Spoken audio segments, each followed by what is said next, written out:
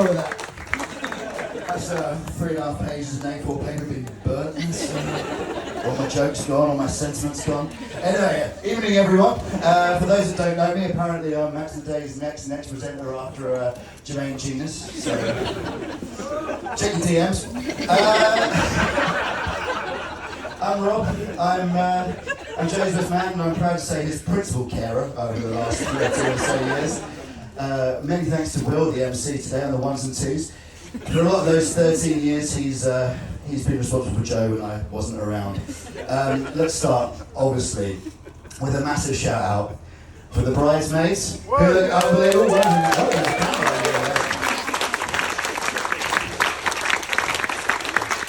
I'm going to be careful with this part because I know Jess absolutely hates the limelight, but obviously, and I didn't want to say it because we were in a holy building, but I was like, Jess, you look banging all day.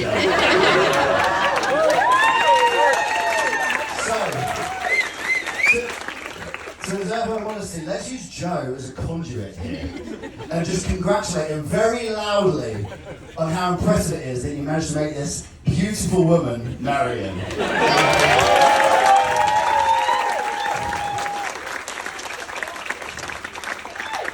So, as Will mentioned earlier, Will and I, and Bowman, who sat over there, we met Joe at Loughborough University, where, much like his commitment to enormous eyebrows, he followed in his father's footsteps.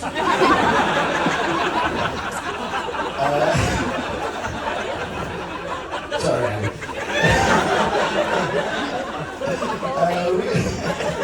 We were all trying to figure out how to be functional adult human beings in a 21-story monstrosity of brutalist architecture, creatively named Towers. When I first met Joe, who, as Will mentioned, tapped him on the knee and said, "Do you like football?" and for some reason was sat there at a combined pre-drinks with a tennis racket. From that moment on, me and my pals from floor 14 remembered him simply as Tennis Boy. After a couple of weird fancy dress nights out that exposed all of our insecurities to a life-altering degree, I found a kinship with Tennis Boy and decided from then on, I refer to him in his government name, Joe.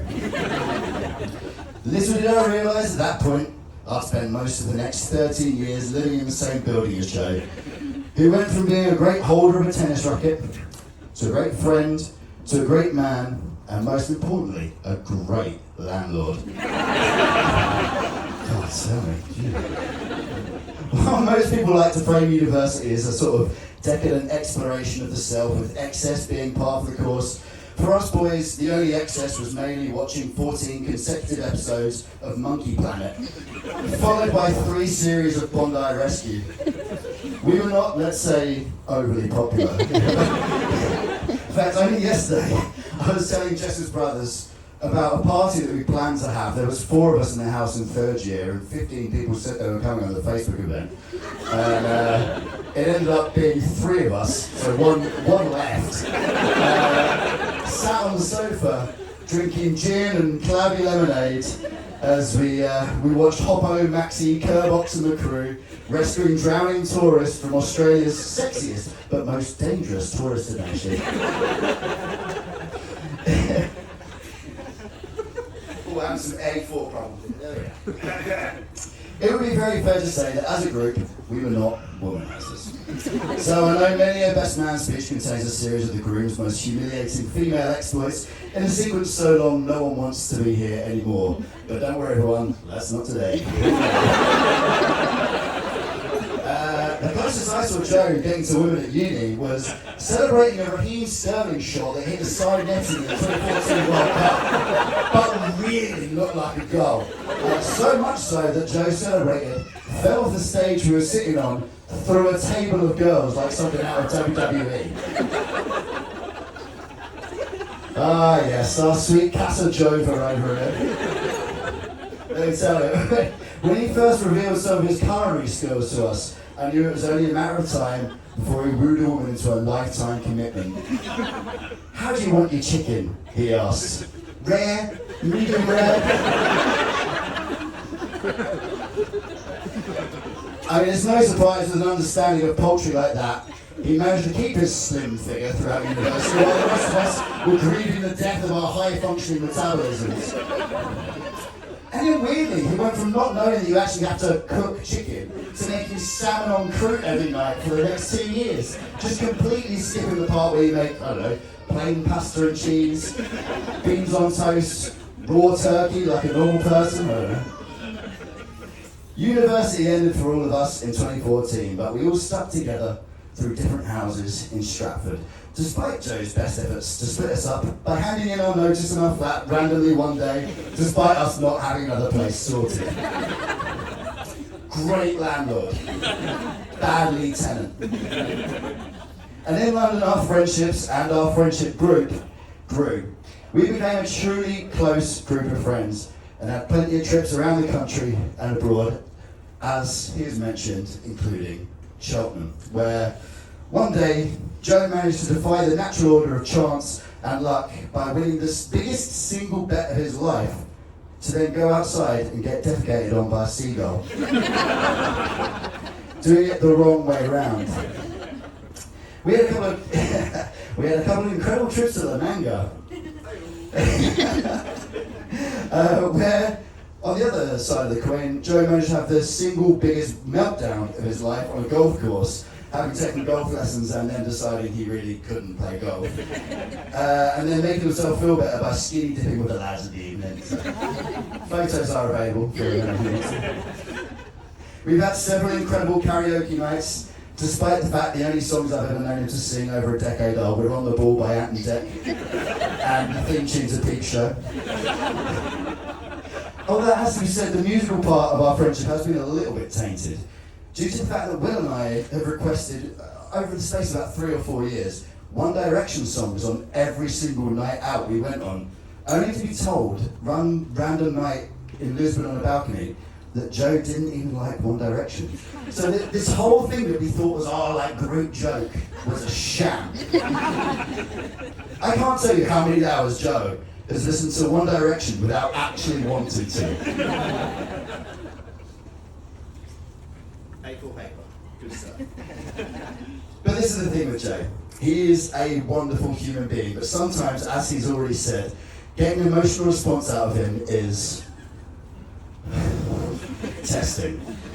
The only time he's ever lost his temper was at Rory Adler for having the cheek to turn the light on and pack his bag after staying up till 8 a.m. in Tuscany drinking red wine. Getting Joe's true opinion on something is like deciphering one of the riddles sent into a newspaper by the Zodiac Killer. Rather than simply saying, I hate One Direction, which is absolutely fine by the way, he subjected himself to close to 1,500 days of Simon Cowell-induced torture. And for that I say, thank you Jess Murfitt while I'm struggling with these papers. Jess Murfitt, the Alan Turing to Joe's sort of enigma machine of emotions.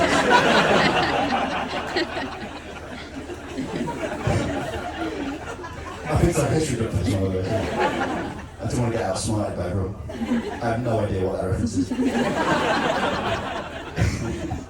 Before Jess, I think the one and only time Joe had opened up to us and become vulnerable was when he was really sad that England had been knocked out of the World Cup in 2018. And said it was the worst day of his life because that realistically was our last chance of winning it. And about 5 minutes later, we were spraying beer on people's heads on the balcony as they walked past. And look at us now, we're still biannually depressed by the England team. I was so happy when I eventually met Jess.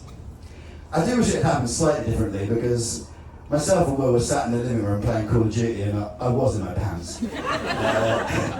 She walked through the door with Joe and obviously I immediately and ashamedly scuttled into my living room. To maintain some sort of allure of decency, I then poked my head out from around the door and introduced myself from the neck up and then went to bed, where Will and I then texted each other for about 2 or 3 hours to discuss whether we liked Jess or not, having seen her for about 1.5 seconds. Myself and Will, we had an enormous investment in this, by the way. We'd seen our sweet Joe grow from a tennis boy into a tennis man. But our tennis man needed a tennis woman. And thankfully, he ended up with a 10 out of 10 tennis woman. Hey,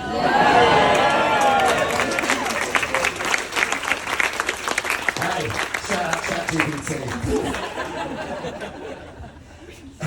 And we were worried it might never happen. And prior to Jess, the one time we'd ever even seen him chat another girl, we got so excited. We went outside and snogged each other on Sam Collins' balcony. Yeah, we'll misunderstood what I meant by that. Jess made an incredible first impression of us. She was smart, she was fun, she was funny, she was caring. And she also didn't realise that her first date with Joe was actually even a date, which even now they're married is absolutely hilarious. I was so happy that my smartest, funniest friend had found someone that enjoyed being around him as much as we did.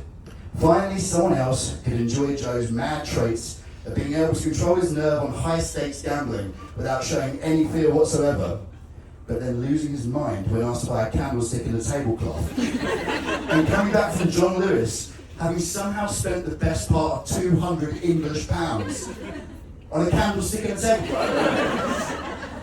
Clearly you guys have high taste in tablecloths, I don't know, but... So anyway, here we are, a literal lifetime of Jess being able to laugh at Joe undertaking menial tasks. Jess, I know how much you hate the attention being on you, but I want to tell you how much I appreciate you. How happy I am that you two are together, and how I always respect the fact that you didn't publicly shame me every time you caught me playing Xbox, whenever I thought no one was at the house, and I was telling people I was really, really busy and stressed working from home.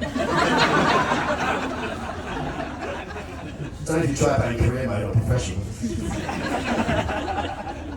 I've always enjoyed our random 2-hour heart-to-heart conversations in the middle of the day when we were meant to be working. Obviously I wasn't, but you actually were meant to. And I'll always be very grateful that you allowed me and Rob Einstein to live in your house, your now marital home, like a couple of Battersea rescue dogs. And Joe, thank you for the honour of being best man today. Like you said, it's not often that he speaks from the heart, and let me tell you, having played five-a-side and had 6 pints, I actually couldn't believe that he'd asked me. The next day I had to corroborate with Will over the course of about a week to check, like, I think Joe might have asked me best man, but I'm not sure. And we're so uncomfortable with each other that we didn't just clear it up. I know how important getting today right was for you, and how you wanted to have this amazing day for your family, both of you. You've absolutely smashed it, and we're all of us, so happy to be here. And I'm so proud to be a part of it, and I'm sure everyone is in every way that they are. So thank you so much for having me here, and all of us. And I have to say, you're going to be great parents to a dog one day soon. And obviously no pressure for me, I don't care, but one day you might be parents to an actual human person at some point as well. You know, that's your choice. And if you're I know a great godfather for him. Will Roberts. Because I will be absolutely hopeless. Anyway, where's my drink? Cool, I'm a thirsty old boy. Anyway, there's hardly anything left. To Joe, to Jess, and a lifetime of salad on crew.